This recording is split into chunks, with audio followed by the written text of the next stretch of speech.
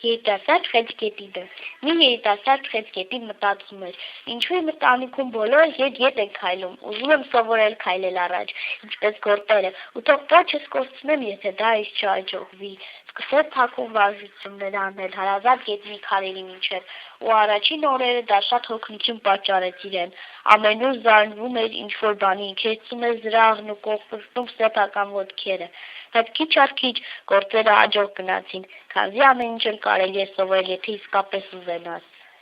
Երբ արդեն շատ վստահ էր իր վրա, կանգնեց իր ընտանիքի անդամների առաջ ու ասաց. «Հապա նայեք», ու մի հոյակապ քայլքով գնաց առաջ։ Զավակս, լաց եղավ մայրը, հոխերքը չէր թրթրել, ուշքի է, քայլի եղբայրներիդ նման, որ քեզ շատ են սիրում։ Նրա եղբայրները սակայն միայն փռսկացնում էին։ Հայրը առժամանակ խստորեն նրան նայեց, հետո ասաց. «Դե հերիք է, թե ուզում ես մնալ մեզ հետ, քայլիր, ինչպես բոլոր մյուս խեցգետինները, թե ուզում ես համառել, գետը մեծ է, գնա ու այլևս ետ չվերադառնաս»։ Քաջարի խեցգետն ու կսիրում էր իր հարազատներին, բայց չափից ավելի էր վստահ իր արդարության մեջ, որպեսզի կասկածներ ունենար, նա համբուրեց մորը, հրաժեշտ տվեց եղբայրներին ու ճանապարհ ընկավ դեպի մեծ աշխարհ։ Անցնելիս աշնացրեց գործերին մի խումբ զարմանքը, որոնք որպես իսկական կանանիկ հավաքվել էին իրար գլխի, սրանից նրանից բամբասելու։ «Աշխարհը շուռ է եկել», ասաց նրանցից մեկը։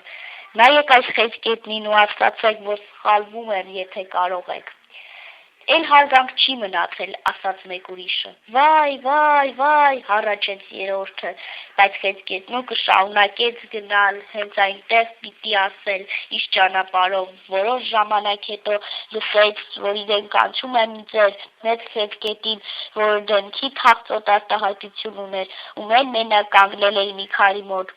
«Բարի օր», ասաց երիտասարդ խեցգետինը։ Տերուկը երկար նայեց նրան, հետո ասաց. «Այսինչ ես անում։ Ես էլ երբ երիտասարդ էի, քեզ նման մտածում էի, որ խեցգետիններին պիտի սովորեցնեմ քայլել առաջ, բայց տես թե ինչի հասա, ապրում եմ մենակ ու մարդիկ ավելի շուրջը լեզուներ կկտրեն, քան թե կխոսեն ինձ հետ, քանի դեռ ուշ չէ, ականջ արա ինձ, համակերպվիր անելու այնպես, ինչպես անում են մյուս խեցգետինները, ու մի օր շնորհակալ կլինես իմ այս խորհրդի համար»։ Երիտասարդ խեցգետինը չգիտեր ինչ պատասխաներ ու լուռ մնաց, բայց ինքն էլ իրեն ասում էր. «Չէ, ես եմ իրավացի», ու հրաժեշտ տալով ծեր խեցգետնին հպարտորեն շարունակեց իր ճանապարհը։